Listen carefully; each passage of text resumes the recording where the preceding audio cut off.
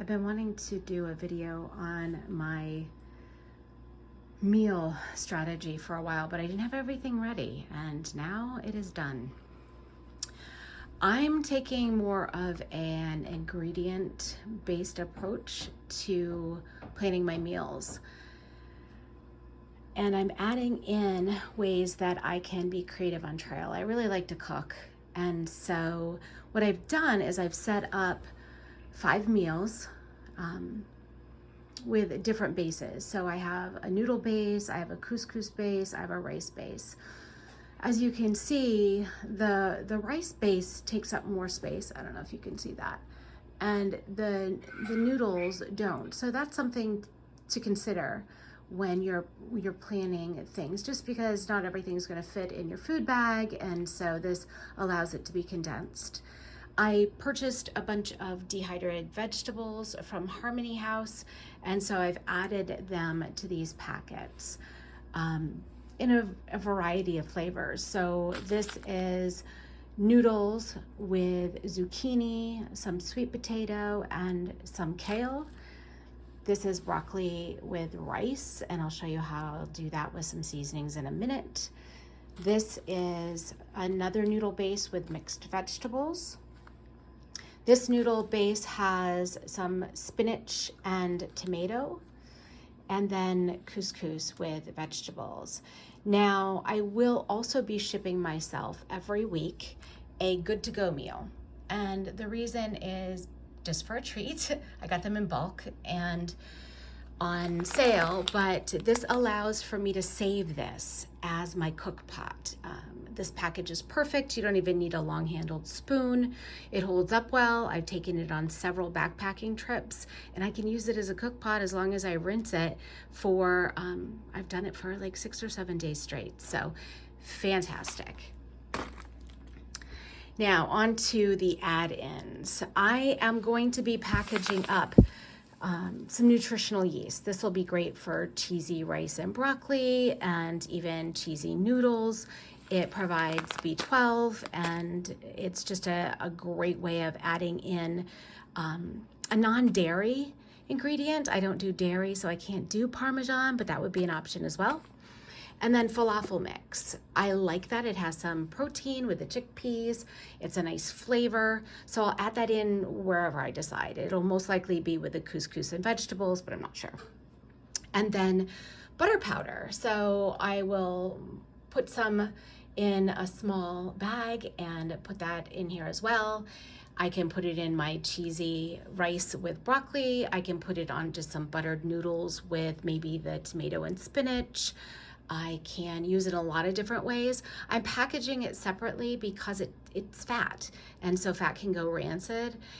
If by any chance these meals don't last, I don't want it to be the butter that ruins everything. I can just leave it out. It's also more lightweight than olive oil, but I'll move on to that later. So I have some add-ins here. I have some shallots, some leeks, and some jalapenos. Now I like a real flavorful profile when I cook, but I also know that my digestive system is going to change quite a bit on trail. So I don't want to add in the spice necessarily yet, but I'll use those on trail. I've included a couple of other things. Sofrito seasoning blend from Trader Joe's is one of my favorites. It has onions and tomatoes and garlic, crushed chili peppers, parsley flakes, crushed red pepper, dried rosemary, and sage. So it's a nice spice mix. I've put it in some little packets here, as well as Trader Joe's Everything But the Bagels seasoning. Again, I'm putting it in little spice packets. I can use it whenever I want to add something to my meals. And then a couple packets of soy sauce to add in, because I'll probably use that with peanut butter. So now I'm moving on to the protein part of the meal. I'm going to carry a jar of peanut butter with me every resupply, so 6 days or so. Add it to my breakfast, but also to some of my dinners.